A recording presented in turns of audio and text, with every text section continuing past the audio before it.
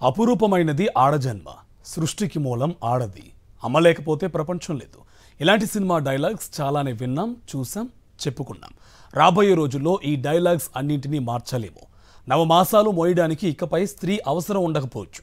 ఒకప్పట్లా బిడ్డకు జన్మనివ్వడానికి ఓ స్త్రీ నవమాసాలు మోయనక్కర్లేదు. ఆ పని చేయడానికి ఇప్పుడు రోబోలు ఉన్నాయి. ఇప్పటికే ఎన్నో పనుల్ని చక్కబెట్టేస్తున్న రోబోలు ఇప్పుడు పిల్లల్ని కనడానికి కూడా సిద్ధమవుతున్నాయి. అమ్మ లేకపోతే సృష్టి లేదు అంటారు. గర్భం దాల్చకుండా బిడ్డకు జన్మనివ్వడం అసాధ్యం. చివరికి సరోగసి అయినా మరో అద్దె గర్భం కావాల్సిందే. అక్కడ కూడా స్త్రీ ఉండాల్సిందే. కానీ ఈ లెక్కలన్నీ తారుమారు చేస్తుంది చైనా. ప్రపంచంలో తొలిసారి పిల్లల్ని కనే రోబోను సృష్టిస్తుంది. వచ్చే ఏడాదికి ఇవి అందుబాటులోకి వస్తాయి. పిల్లలు కావాలనుకునే దంపతులు ఈ రోబోను సంప్రదిస్తే చాలు, పనైపోతుంది. స్త్రీ పురుషుల కలయికతో పిల్లలు పుట్టడం సర్వసాధారణం. ఇప్పుడు టెక్నాలజీ పెరగడంతో టెస్ట్ ట్యూబ్ బేబీలు పుడుతున్నారు. సరోగసీ ద్వారా కూడా పిల్లలను కంటున్నారు. అయితే శిశువు పుట్టడానికి మనిషి గర్భమే అవసరం లేదంటూ చైనా శాస్త్రవేత్తలు పరిశోధనలు చేస్తున్నారు. దీనికోసం ప్రత్యేకంగా గర్భధారణ రోబోట్లను సృష్టిస్తున్నారు. వినడానికి ఇది వింతగా ఉందా? మీరు షాక్ అవుతున్నారా? మీరిలా షాక్ అయ్యే లోపే అటు ఆ రోబో సిద్ధమవుతోంది. ప్రపంచంలోనే మొట్టమొదటి గర్భధారణ రోబోపై చైనా శాస్త్రవేత్తలు పనిచేస్తున్నారు. ఇంకా సూటిగా చెప్పాలంటే పిల్లల్ని కనే రోబో అన్నమాట. గర్భధారణ నుంచి ప్రసవం వరకు అన్ని విషయాల్ని ఈ రోబో చూసుకుంటుంది. ఈ రోబోకు ఓ కృత్రిమ గర్భాన్ని అమర్చారు. అందులోనే పిండం పెరుగుతుంది. పిండానికి కావలసిన పోషకాలన్నీ ట్యూబ్స్ ద్వారా టైం టు టైం అందిస్తుంది ఈ రోబో. అలా 9 నెలల పాటు గర్భాన్ని మోస్తుంది. సింగపూర్లోని నాన్యాంగ్ టెక్నాలజికల్ యూనివర్సిటీకి చెందిన శాస్త్రవేత్తల బృందం కైవా టెక్నాలజీ అనే సంస్థతో కలిసి ఈ రోబోను అభివృద్ధి చేస్తున్నారు. అయితే అండం, శుక్రకణాలు రోబో గర్భంలోనే కలుస్తాయా, లేక టెస్ట్ ట్యూబ్ లో పిండం తయారు చేసి రోబో గర్భంలో ప్రవేశపెడతారా అనే విషయాన్ని మాత్రం సైంటిస్టులు ఇంకా వెల్లడించలేదు. ప్రస్తుతం ఈ టెక్నాలజీ అడ్వాన్స్ స్టేజ్ లో ఉన్నట్లు శాస్త్రవేత్తలు ప్రకటించారు. వచ్చే ఏడాదికి సరోగేట్ రోబోలను సిద్ధం చేస్తామని నమ్మకంగా చెబుతున్నారు. రోబో కృత్రిమ గర్భంలో పిండం పెరుగుదలను ప్రస్తుతం గమనిస్తున్నామని, అది సక్సెస్ అయితే సరోగేట్ రోబోలను మరిన్ని ఉత్పత్తి చేస్తామని అంటున్నారు.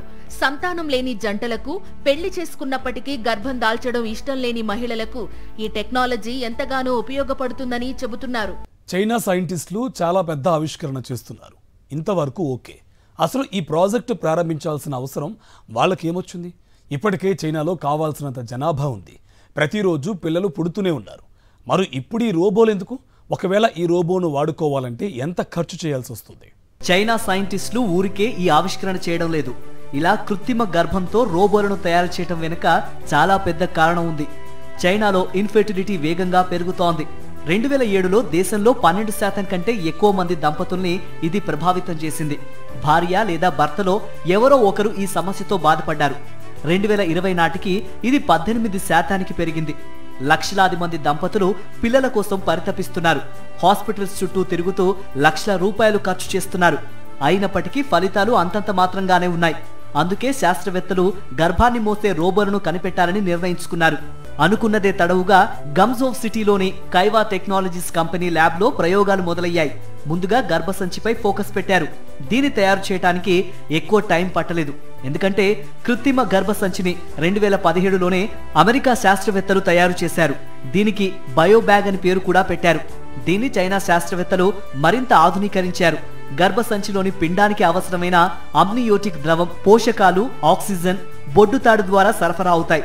అలాంటి బొడ్డుతాడు లాంటి గొట్టాన్ని కూడా సైంటిస్టులు అభివృద్ధి చేశారు. సాధారణంగా తల్లి గర్భంలో బిడ్డ 9 నెలల పాటు ఎదుగుతుంది. ఈ సరోగేట్ రోబోలో మాత్రం పిండం 10 నెలల పాటు ఎదుగుతుంది. 10 నెలల తర్వాత డెలివరీ ఉంటుంది. ఈ 10 నెలల పాటు సరోగేట్ రోబో ఖర్చును సదరు దంపతులే భరించాల్సి ఉంటుంది. ఈ రోబో అందుబాటులోకి వస్తే చైనాలో 1,00,000 యువాన్లకు బిడ్డను కనే రోబోను అద్దెకివ్వాలని ప్రాథమికంగా నిర్ణయించారు. భారత్కు ఈ టెక్నాలజీ అందుబాటులోకి వచ్చేసరికి ధర మరింత పెరుగుతుంది. శాస్త్రవేత్తలు అనుకున్నట్టు జరిగితే 2026 నాటికి తల్లి గర్భం నుంచి కాకుండా యంత్రం ద్వారా మొదటి బిడ్డ పుట్టడాన్ని మనం చూడవచ్చు.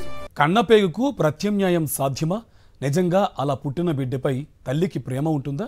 రోబో కడుపులో పుట్టిన బిడ్డకు తల్లి ప్రేమ అర్థమవుతుందా? రోబో గర్భం ద్వారా పుట్టిన బిడ్డ మానసిక స్థితి ఎలా ఉంటుంది? ఇది ప్రతికూల ప్రభావాలకు దారితీస్తే పరిస్థితులేంటి? ఈ టెక్నాలజీని మనుషుల క్లోనింగ్ కోసం వాడితే ఎలాంటి ప్రమాదాలు ఎదురవుతాయి? ఈ మొత్తం వ్యవహారంలో చట్టాల సంగతి ఏంటి? ఇలా ఎన్నో ప్రశ్నలు మరెన్నో అనుమానాలు తలెత్తున్నాయి. ప్రస్తుతం ఈ అంశం చుట్టూ బోలెడంత చర్చ జరుగుతుంది. ప్రస్తుతం ప్రపంచవ్యాప్తంగా ప్రతిదీ అవుట్సోర్సింగ్ నడుస్తోంది. చివరికి గర్భాన్ని కూడా అవుట్సోర్స్ చేయవచ్చని నిరూపిస్తున్నాయి రోబోలు. ఎన్నో పనుల్ని చక్కబెడుతున్న రోబోలు చివరికి గర్భాన్ని కూడా మోస్తాయని ఎవరు ఊహించి ఉండరు. అలాంటి ఊహను నిజం చేసి చూపించబోతున్నారు. అయితే ఈ ప్రయోగంలో ఎన్నో సంక్లిష్టతలు, మరెన్నో సైన్స్ సవాళ్లు, ఇంకెన్నో చట్టాలు ఇమిడి ఉన్నాయి. చట్టాల కంటే ముందుంది సైన్స్. చైనాలోని అధికారులు ఇప్పటికే సరోగేట్ రోబోల చట్టబద్ధతపై చర్చ మొదలుపెట్టారు. రోబో జన్మనిచ్చిన బిడ్డకు తల్లిదండ్రులుగా ఎవరిని పరిగణించాలి? రోబో ద్వారా జన్మించిన బిడ్డకు ఎలాంటి హక్కులుంటాయి? అండాలు, శుక్రకణాలు, కృత్రిమ గర్భం, మిషన్ల బ్లాక్ మార్కెట్ను ఎలా ఆపాలి? ఇలా ఎన్నో ప్రశ్నలు, మరెన్నో సవాళ్లు. పిల్లల్ని కనే పని రోబోలకు అప్పగిస్తే ప్రసవ మరణాలు గణనీయంగా తగ్గుతాయి. పిల్లలు లేని ఎంతో మంది దంపతుల జీవితాల్లోకి వెలుగు వస్తుంది. ఇవన్నీ నిజంగా సంతోషించదగ్గ విషయాలే.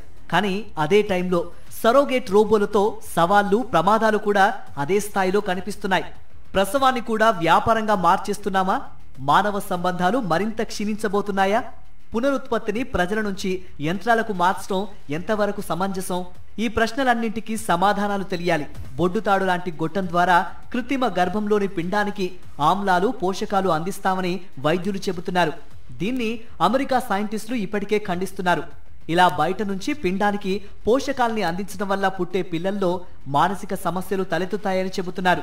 ఇప్పటికే కృత్రిమ గర్భధారణ ద్వారా జన్మించే పిల్లల్లో ఆటిజం లక్షణాలు ఎక్కువగా కనిపిస్తున్నాయని, సరోగేట్ రోబో ద్వారా బిడ్డలకు జన్మనిస్తే మరిన్ని మానసిక సమస్యలు తలెత్తే ప్రమాదం ఉందని హెచ్చరిస్తున్నారు.